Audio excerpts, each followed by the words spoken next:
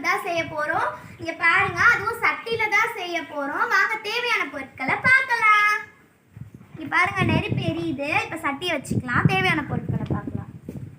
இங்க பாருங்க, எண்ணெய், கடுகு, மிளகாய் தூள் இருக்கு, மஞ்சத்தூள், தண்ணி இருக்கு, கருவேப்பிலை, கொத்தமல்லி இருக்கு, தக்காளி இருக்கு, வெங்காயம் இருக்கு ஃப்ரெண்ட்ஸ்.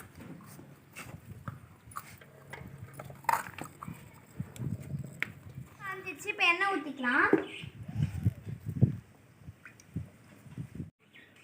இப்போ எண்ணெய் காஞ்சிச்சு, கடுகு போட்டுக்கலாம்.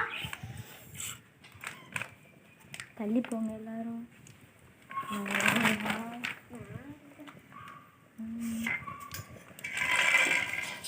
கடுகு பொரிஞ்சிச்சு. இப்போ நம்ம கருவேப்பிலை போட்டுக்கலாம். இப்போ வெங்காயம் சேர்த்துக்கலாம்.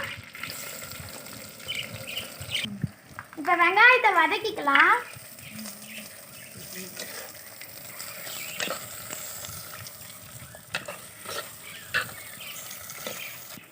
வெங்காயம் வதங்க ஒரு 5 நிமிஷம் ஆகும். அது வரைக்கும் நம்ம வெயிட் பண்ணலாம்.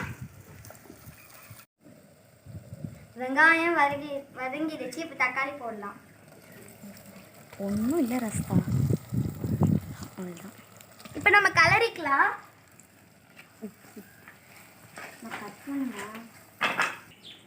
தக்காளி வதங்கிறதுக்கு இப்போ உப்பு சேர்த்துக்கலாம்.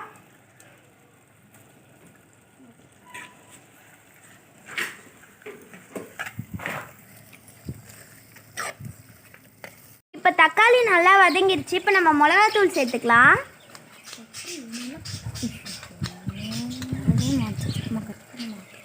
பாருங்க, கிரேவி ஆயிடுச்சுங்க பாருங்க. இப்போ நம்ம தண்ணி சேர்த்துக்கலாம்.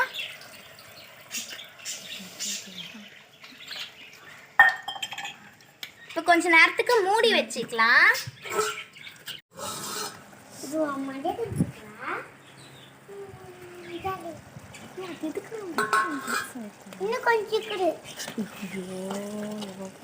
குழம்பு கொச்சிட்டு இருக்கு. இப்போ நம்ம முட்டையை சேர்த்துக்கலாம்.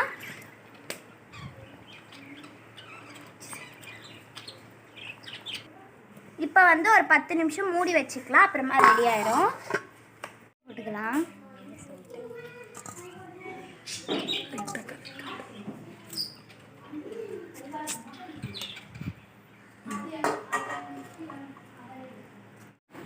குழம்பு ரெடி ஆயிடுச்சு. சாப்பிடலாம்.